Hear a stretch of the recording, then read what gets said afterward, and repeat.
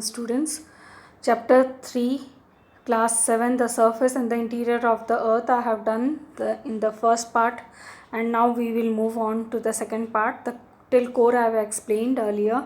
Now moving on to the earth, a treasure of rock material. So what is inside the earth? Let us find out. A rock is naturally occurring solid substance made up of mixture of minerals. That means a rock is always made of minerals.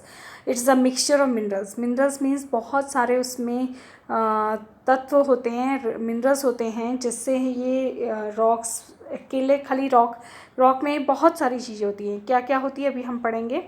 All rocks are not hard and all hard and they can be classified as hard as granite and soft as clay or chalk. So there are different shapes and sizes and colors of rock you can find in the Earth's crust. There are a variety of rocks found on the Earth's crust. Geologists have classified them into three classic groups, that is, on the basis of information, igneous, sedimentary and metamorphic rocks. See here children, this is a picture of igneous rocks, how igneous rocks are formed. And here I first want to tell you what is rocks. Rocks क्या होते हैं? Actually एक solid material होते हैं, पत्थर type के, है ना. पत्थर, उसके अंदर अगर आप फोड़ोगे तो उसमें से कुछ मिनरल्स निकलेंगे, धातु निकलेंगे, जो कि हमारे लिए फ़ायदेमंद होते हैं और उसी के लिए हम माइनिंग भी करते हैं. तो द वर्ड अभी हम सबसे पहले समझेंगे what is igneous rocks. Igneous means the coming out of fire. Igneous, ignite भी तो ignite means spark of fire बोलते हैं ना, वैसे ही. So coming out of fire. Thus igneous rocks are formed due to the intensive heat and pressure where the molten materials called magma comes out and solidifies over the earth's surface as lava. आपको मैं ये diagram समझा देती हूँ. देखिए, ये धरती के नीचे जो आपको येलो चीज़ दिख रही है, दिस येलो पोर्शन इज़ लावा, है ना. तो बहुत ज़्यादा हीट और प्रेशर जब धरती पे पड़ता है कहीं पे, तो वो क्या होता है कि अर्थ भी अपना गुस्सा दिखाता है फिर, है ना. जब हमको कोई लगातार प्रेशर कर रहा है, डांट रहा है, चिल्ला रहा है, हम धरती पे बहुत प्रकार से प्रेशर क्रिएट करते हैं, तो धरती जो है हमेशा गुस्सा हो जाती है ऐसे वक्त पे. और जब गुस्सा होती है ना, तो अपना गुस्सा दिखाने के लिए लावा ऐसे बाहर निकालती है. और ये लावा यूजुअली या तो माउंटेन्स से इरप्ट होके बाहर निकलते हैं या फिर धरती के अंदर ऐसे रुक जाते हैं. तो कुछ रुक जाते हैं अंदर, कुछ अंदर समा जाते हैं और कुछ बाहर निकल जाते हैं. तो दो चीज़ें होती हैं. कभी कभी होता है ना, गुस्सा आता है और हम लोग कुछ बोल नहीं पाते तो शांत हो जाते, तो अंदर ही रह जाता है, जैसे ये मैंने आपको यहाँ पे डायग्राम में दिखाया. और कुछ जो है वो बाहर निकल पाते हैं. तो इसीलिए यहाँ पे आपको मैं समझा रही हूँ. देखिए, यहाँ पे ये डायग्राम को मैंने इसीलिए समझाया है कि वो जो मोल्टन जो येलो पोर्शन था उसको मैग्मा बोलेंगे, ठीक है, या लावा बोलेंगे. जो बाहर आ जाता है वो लावा बन जाता है, और जो वो अंदर रहता है तो उसको मोल्टन मैग्मा बोलते हैं. दिस कूलिंग, जब ये कूल होता है, see here, the cooling and solidifies of magma can take place inside the earth forming the intrusive igneous rocks. देखिए, मैंने अभी आपको यहाँ पे समझाया कि बेटा देखिए कि अर्थ के अंदर से जब ये मोल्टन लावा बाहर निकलना चाहता है तो वो निकल नहीं पाता और अंदर में ही रह जाता है, inside the earth, inside the earth ही रह जाता है. तो ये है इंट्रूसिव इग्नियस रॉक्स, है ना. इन मतलब इनसाइड में ही रह जाता है. सो ये इनसाइड में रह जाता है, इसलिए इंट्रूसिव इग्नियस रॉक्स. और जब ये बाहर निकल जाता है तो ये बन जाता है एक्सट्रूसिव इग्नियस रॉक्स. तो इसमें भी दो प्रकार के होते हैं. एक होते हैं igneous intrusive igneous rocks. For example, इसका ग्राफाइट है, जो आप पेंसिल जो आप लिखते हैं, पेंसिल की जो नोक होती है वो एक प्रकार की ग्राफाइट है ना, वही रॉक है. It cools from the surface. धीरे धीरे आदमी जब वो गुस्सा हो जाता है तो वो जैसे हम गुस्सा होता है धीरे से शांत हो जाते हैं, वैसे ही वो मोल्टन मैग्मा वो जब कूल हो जाता है तो वो ग्राफाइट बन जाता है और वो अंदर धरती के अंदर ही रह जाता है. And if it cools out the surface, जब वो बाहर निकलता है तो वो एक्सट्रूसिव बन जाता है, मैंने अभी आपको बताया. तो वो इग्नियस रॉक्स बन जाता है, जैसे बसाल्ट, है ना। ये एग्जाम्पल है। The size of the mineral crystals parent is in a parent rock. Parent यानी कि पहला बड़ा रॉक होता है, फिर उसके छोटे छोटे rocks. The parent crystal rocks depends upon the यहाँ पे वर्ड नहीं समझ में आया बेटा, ऑफ कूलिंग।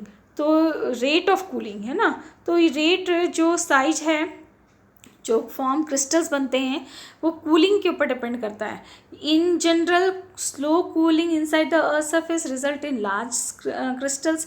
अगर धीरे धीरे कूलिंग होती है तो बड़े बड़े क्रिस्टल्स बनते हैं, और अगर बहुत फास्ट कूलिंग होती है तो छोटे छोटे क्रिस्टल्स बनते हैं।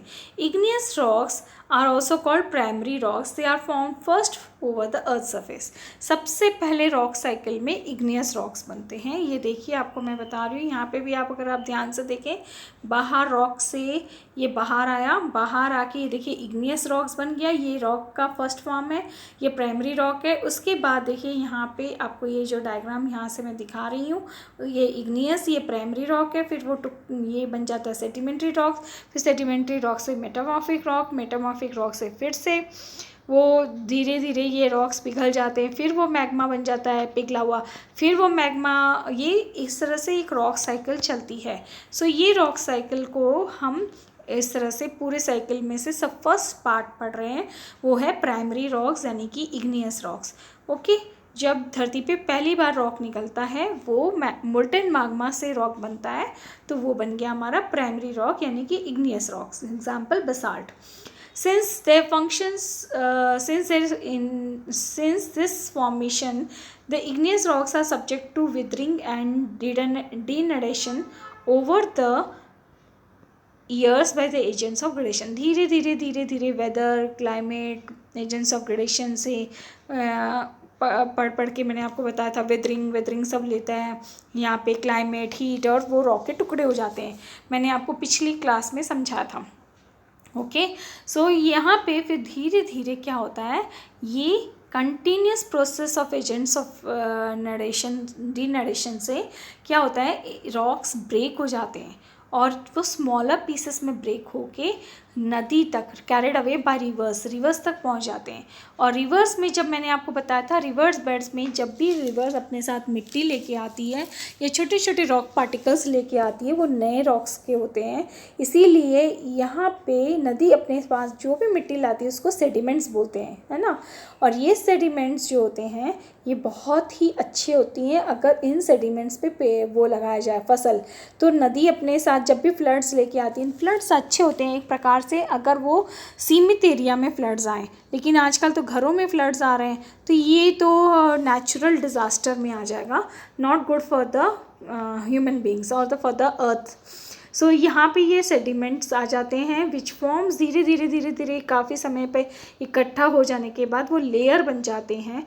एंड फिर इन पे जब हीट एंड प्रेशर आ जाता है अबव द लेयर एंड एक के ऊपर जब एक सेडिमेंट जमा हो जाती हैं और थोड़े समय के बाद वो धीरे धीरे पार्टिकल्स, प्रेशर, हीट के प्रेशर और धरती के इस पर धीरे धीरे पार्टिकल्स जमा होकर हार्ड हो जाते हैं, वो सेडिमेंट्री रॉक्स बन जाते हैं और लेयर टाइप बनते हैं। Okay, sedimentary rocks are layered, so these type rocks are layered and therefore are called stratified rocks. And like example sandstone, then ये थोड़े सॉफ्ट होते हैं, लाइमस्टोन, क्ले, शेल, चॉक, ये थोड़े सॉफ्ट टाइप के rocks होते हैं, है ना।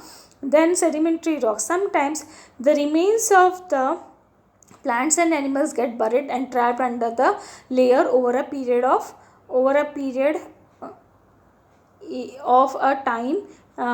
time gets converted into oil and coal, oil and natural gas. जब ये सेडिमेंट्री रॉक्स के साथ मिलके क्या होता है, धीरे धीरे लेयर, मैंने आपको बताया कि एक के बाद एक लेयर आता है, तो इन्हीं लेयरों के बीच में जब कोई एनिमल या प्लांट्स का कोई चीज़ ट्रैप हो जाता है, यानी कि एनिमल की डेड बॉडी या प्लांट्स का कोई हिस्सा ट्रैप हो जाता है, तो वो बहुत समय के बाद हीट एंड प्रेशर के बाद वो क्या बन जाते हैं, वो नेचुरल गैस कोल, ऑयल और नेचुरल गैस में कन्वर्ट हो जाते हैं, जिसको हम लोग फॉसिल फ्यूल्स बोलते हैं. This fossil fuels have a great economic importance. और आपको पता है आज के डेट में कोल, ऑयल यानी कि पेट्रोल, डीजल, इन सब की क्या वैल्यू है, नेचुरल गैस की क्या वैल्यू है. इनको तो काला सोना बोलते हैं और इनकी बहुत वैल्यू है, बहुत पैसा कमाते हैं जिन कंट्रीज़ के पास आज के डेट में पेट्रोल्स है. तो इस तरह से ये लेयर्स के बीच में जब ये जम जाते हैं तो ये पेट्रोल का रूप ले लेते हैं, जिसको हम फॉसिल फ्यूल्स बोलते हैं. Okay, the fossil fuels have a great economic importance. बहुत फ़ायदेमंद होते हैं. किसी कंट्री में अगर पेट्रोल के कुएँ निकल जाएँ, तेल के कुएँ निकल जाएँ, आज दुबई देख लीजिए आप, आज ईरान, इराक देख लीजिए, कितनी रिच कंट्रीज़ हैं. Rocks which originally are igneous or sedimentary in nature get changed in character and in appearance due to the heat and pressure are called metamorphic rocks. तो धीरे धीरे igneous से sedimentary बना, sedimentary से metamorphic बना, फिर metamorphic से magma बन जाता है. तो ये धीरे धीरे चेंजेस आते रहते हैं लाइफ में. तो बेटा हमको भी जीवन में इन चेंजेस को, हमारे लाइफ के चेंजेस को अडेप्ट करते रहना चाहिए. हमको भी समय के हिसाब से चेंज हो जाने. कुछ बच्चे अभी भी क्लासेस अटेंड नहीं करते हैं, बोलते हैं ऑनलाइन में क्या पढ़ाई होगी. मैं उनसे रिक्वेस्ट करती हूँ बेटा समय के साथ बदलो. अभी कोरोना है इसलिए हम लोग ऑनलाइन पढ़ाई करवा रहे हैं, नहीं तो हम भी आपको स्कूल में पढ़ाते. तो बेटर आप क्लासेस ज्वाइन करिए, अपने फ्रेंड्स को इनक्रेज करिए और क्लासेस को समझें. नहीं समझ में आता है तो हम आपको हर प्रकार से संभव प्रयास करेंगे, पर बेटा help yourself and help us also. So यहाँ पे देखिए ये मेटामॉर्फिक रॉक्स बन गए. फॉर इंस्टेंस देखिए यहाँ पे ग्रेफाइट जो है वो igneous रॉक है, वो चेंज हो जाता है मेटामॉर्फिक से मेटामॉर्फिक रॉक्स बन जाता है. उसका नाम है Janice. Okay, the limestone is a sedimentary rock but changes into metamorphic as marble. तो ये दो एग्जाम्पल हैं सेडिमेंट्री रॉक का एंड इग्नियस रॉक का. And shale will be converted transform to get greater pressure into slate. So इस तरह से rock cycle चलते रहता है. अब रॉक्स के साथ साथ आते हैं मिनरल्स, क्योंकि रॉक्स के अंदर कुछ मिनरल्स भी होते हैं. As studied earlier, the rocks are the single और combination of several minerals in addition to mass of the earth material. उसके अंदर रॉक्स में जब भी आप रॉक तोड़ेंगे उसके अंदर अर्थ मटेरियल मिलेंगे. These materials are present as well, may be small या लार्ज क्वांटिटी, किसी में कम, किसी इन्हीं पत्थरों के बीच में कभी कभी आपके लिए गोल्ड आ जाएगा, सिल्वर आ जाएगा, आयरन आ जाएगा, माइका, बॉक्साइट, लेड, इन्हीं में फंस के बाहर निकलता है. और the common salt that is use for food भी रॉक सॉल्ट जो हम खाते हैं, है ना, जो काला नमक है या जो सेंधा नमक है, वो रॉक सॉल्ट भी इसी तरह से बनता है. And which is very good for our food. बोला जाता है कि आज के डेट में रॉक सॉल्ट ज़्यादा अच्छा होता है खाने के लिए, क्योंकि उसमें नेचुरल सारे चीज़ें होती है. Of all the minerals known as diamond is the hardest material, whereas graphite is a soft black and greasy nature and is softest. सबसे सॉफ्ट मेटल में आता है, सबसे सॉफ्ट मिनरल में आता है ग्रेफाइट, सबसे हार्ड सब्सटेंस में आता है diamond. And minerals are, see here, आपको diamond is the hardest and graphite is softest. And this minerals are identified on the basis of colour, hardness and darkness. इन्हीं पे हम बता सकते हैं कि कौन कैसा मिनरल है. अब रही बात बेटा यहाँ पे आपको मैं बता दे रही हूँ, the living organism do not survive inside the earth due to high pressure. The earthquakes and volcanoes are caused by the internal disturbance. Respective layers of the earth form the top to bottom are core, mantle and crust. The full form of SEMA is silica and magnesium. The original form from which genus forms are is the graphite, है ना. सो इस तरह से ये हो गया. अर्थ was form 4.6 billion years ago. The behaviour of the seismic waves tells about the earth surface interior. The thickness of the earth crust varies from place to place. The rocks are classified into 3 groups on the basis of their formation. The core of the earth is rich in nickel. And यहाँ पे give a single word, the hardest substance, that is diamond. The molten rock material present in the earth's surface is lava. The rock which are formed due to cooling and solidification of magma is intrusive rock, and the shaking and trembling of the surface is earthquake, and naturally occurring solid substance made up of mixture of gases, rock. So this is the whole thing which I have explained you. Regarding question answers, I will very shortly send in the class WhatsApp group, and I hope all the things are clear to you. Take care, and if you have doubt you can ask me.